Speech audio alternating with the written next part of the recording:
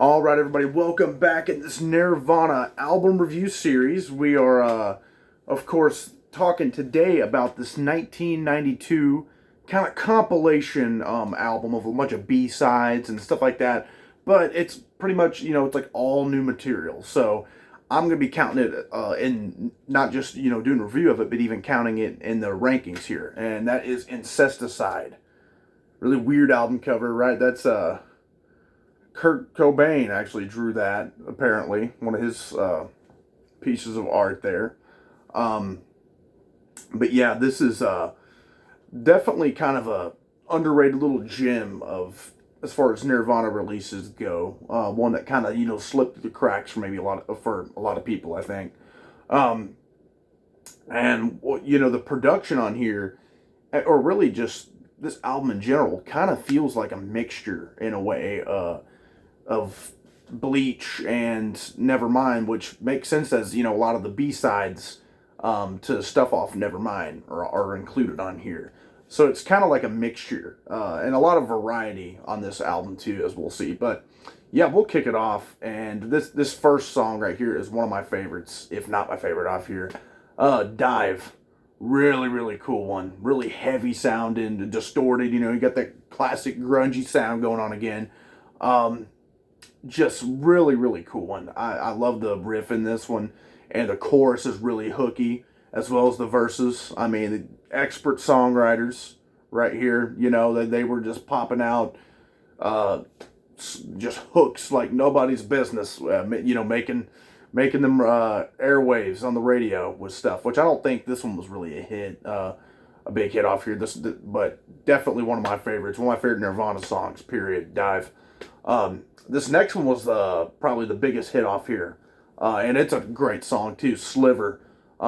Fantastic one that I've always dug. And the lyrics are kind of comical, getting upset, going to your grandparents' house while your parents are going to a show. Just the lyrics are funny, but I mean, it makes for a pretty heavy and really cool song. I love the bass on this one.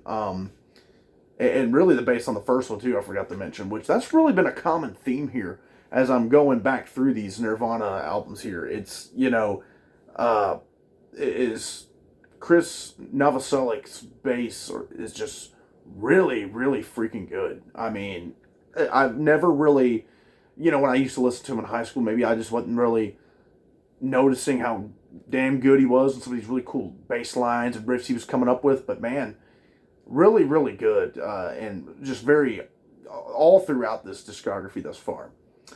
Then we go with track number 3, Stain. Kind of another cool one that sounds like it can maybe have been on Nevermind.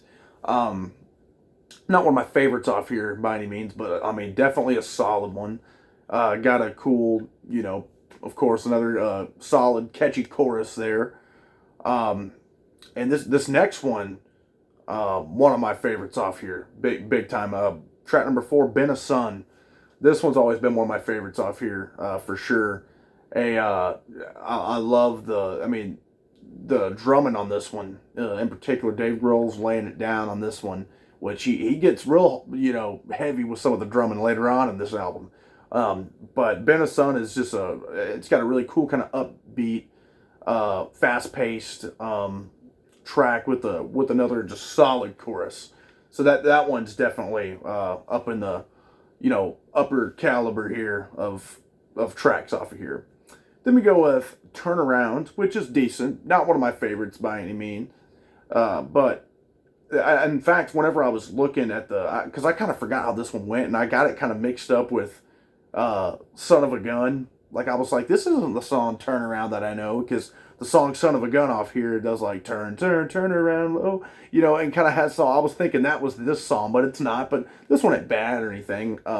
Kind of a heavier one off here. It's a solid one, just not one of my favorites. This next one's really kind of poppy, and catchy, just real quick to the point. Molly's Lips, really good one. I mean, it'll get in your head, right? But I mean, it's not one that I want to like pop on, right? It's real, almost like pop punky kind of to me, which obviously Nirvana is very heavily influenced by punk music. which I'm not really too fond of, right? But I mean, them infused their way of going about it, with just like grunge and stuff. I'm all with. That's awesome. But this one definitely leans almost towards like the pop punky kind of sound to me. So not one of my favorites off here. It's decent. But yeah, nothing too good there for me.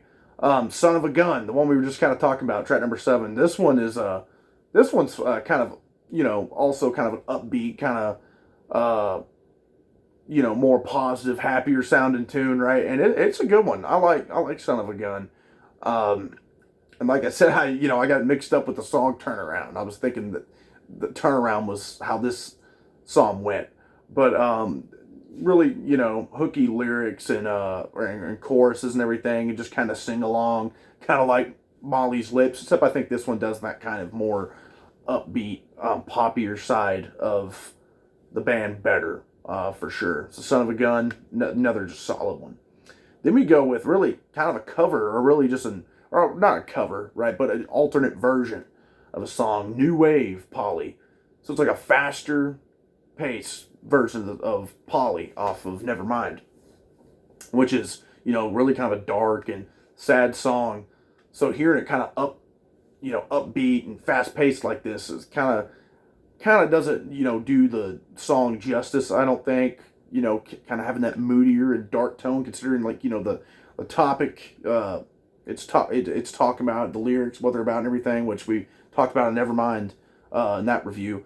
But I mean, it's a cool sounding kind of alternate version to it, but nothing like, I mean, I'll take 99 times out of 100 the original version of Polly for its just kind of darker theme and just moodier kind of atmosphere it's got going. This one, not bad, obviously, because the song Polly's good, but it's just, I mean, it almost feels like it's like sped up, like they're just like fast forwarding through the thing, right? But yeah. Then we've got Beeswax, which is one I forgot about, but it almost sounds like something that could be off of Bleach. Real heavy kind of sounding. This latter half of the album, really, maybe it's, I forgot to kind of look into it, but I think maybe some of these maybe have been some B-sides and stuff off Bleach. Not sure. I'll have to look back into that, but I mean, these sound like definitely that they could be off of Bleach. Some of these, like Beeswax was definitely one that I forgot about and was like, man, that one's pretty freaking good. Heavier stuff there, because it was kind of like that middle kind of had more poppier sounding stuff, but then now you get on this side here, or on this latter half of the album where we're getting some of the heavier stuff. Then we go with track number 10, Downer. Another good one that, again, kind of carries on that just heavier vibe, that kind of, darker sound, just garagier sound that makes for another just really solid one. I mean, damn good song for sure. Then number 11, Mexican Seafood. This one's good too, even though the song title's weird, right? Really good, really good song that is up there with probably some of my favorites for sure. Which maybe it used to not have been, but I've kind of come to appreciate a lot of this latter half of this album a lot more upon this recent, re-listen to this thing and everything. So Mexican Seafood, I would probably crack up there with some of the better ones off here for sure. And Hairspray Queen, track number 12. This one is kind of crazy, right? Like kind of voice cracky, just kind of crazy sounding vocal thing going on, which is kind of like screechy and everything. But then it kind of picks up and it's like it kind of hooks you in. I mean, it's real heavy. And I kind of like it, I remember I used to not like this song at all, like whenever I used to listen to this album. But I kind of like it. It's crazy and it's weird and, screechy and stuff as it kind of is. It got a solid freaking riff and it's just a really good track off here, I think. I don't think it's one of the best ones or anything, but it's a really solid one for sure. Then we go with track number 13, Aero Zeppelin. I guess a play on Aerosmith and Led Zeppelin, right? Which this one is another pretty kick-ass heavy one here. I like the riff on this one a lot. Really solid riff going on with this one. And just kind of follows that flow of solid freaking heavier, garagier sounding track as opposed to maybe some of the stuff in the middle and beginning of the album. Then this one has become one of my favorites. Big Long Now, track number 14 here, our second last one. This one is kind of like sludgy and doomy in a way. Like the riff on this one is just dark, man, and just real brooding and stuff. I mean, it's not like, obviously it's not a doom metal song, right, to where it's like a slow, kind of sludgy, but just it has some of like the riff. I could see it being slowed down, and put, if this song was like slowed down maybe even a little bit, and had like Lane Staley on vocals, it could maybe be something, sounds like something off of a Three-Legged Dog to me. That riff in particular almost kind of reminds of like a Sludge Factory kind of riff or something, off Three-Legged Dog. But I mean, Big Long Now has definitely become one of my favorites off here. I've always dug it and everything, but I kind of forgot what about it and how much I liked it. But on this re-listen of this, I'm like, man, this is some good shit right here. One of the best off here for sure. And we close it out with another just big banger of a awesome one. I think this one may have been one of the bigger hits off here. I'm not sure if it was a single or not. Aneurysm, which is track number 15, the last one here. Another really, really awesome one. Great closer. Great way to close this thing out. Really, really, it starts off like really heavy and stuff, kind of chaotic, and then kind of slows down to this groove, and then kind of gets in this almost like heavier kind of poppy sound. Like the lyrics sound kind of poppy, like "come on over, do the twist," but I mean, it's a pretty heavier track. Sounds like something that'd be off Nevermind for sure. And I mean, it's one of my favorites off here, like probably top 2 or 3. Aneurysm is such a solid one. I forgot how much I like this one too, because I always remember that song title, but I'm like, what? I'm re-listening to this thing. I'm like, what is this one again? Then it comes on, and I instantly was like, okay, yeah, this is one of the best ones off here for sure.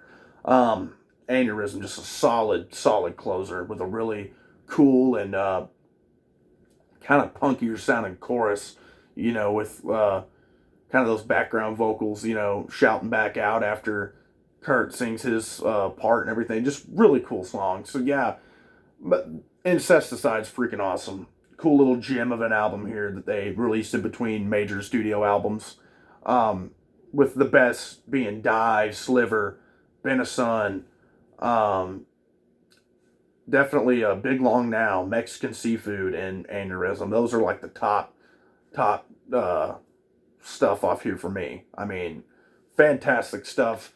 Really cool to look at. If you guys haven't listened to this one, I highly suggest it to you, because there's some really good, deep cut material off here that I know a lot of it. They actually played some of this stuff live every now and then. You can find footage of it, especially stuff like Sliver, and I'm pretty sure they've played Aneurysm live before. But just a fantastic little compilation, I guess, if you want to call it that. But yeah, I'll be including this in the rankings for sure, because I think it definitely is worthy of it, and all the new material or B-sides, right? But it's all stuff that's not on the other albums besides, that alternate version of Polly. So I think it definitely is worthy of and warrants being included in that ranking. But next time, guys, we're going to be taking a look at the last album that we'll be reviewing that will be included in the rankings with In Utero, 1993. But before we do that ranking, don't forget, I am going to review the Unplugged set, much like we did the Alice in Chains one, except it won't be included in the ranking, of course. But another thing that's definitely worth reviewing as a big historical moment in music history, as well as the band's history and everything. So that will definitely be looked at. But yeah, the next time, guys, In Utero's coming up. But yeah, let me know if you guys have heard this thing or any of the stuff off here.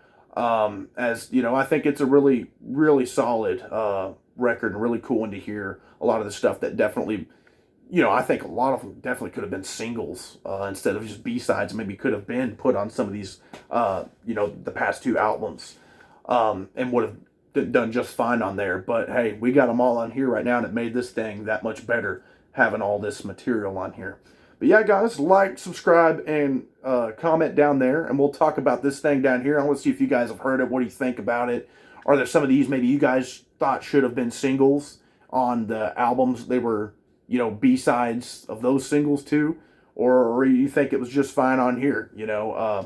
And also, guys, this Saturday I'm planning on ranking all the Halloween movies. It's been a long time coming, but yeah, finally gonna get around to doing that. So we're gonna be, which of course that follow-up video will be ranking all the Michael Myers appearances and looks, the masks and everything. So we got some fun stuff coming up here, and there's some more pay-per-views that are gonna be coming up, more reviews for those, and shows and stuff for wrestling. So we got a lot of cool stuff going on. But anyways, guys, like, subscribe, and comment, and thanks.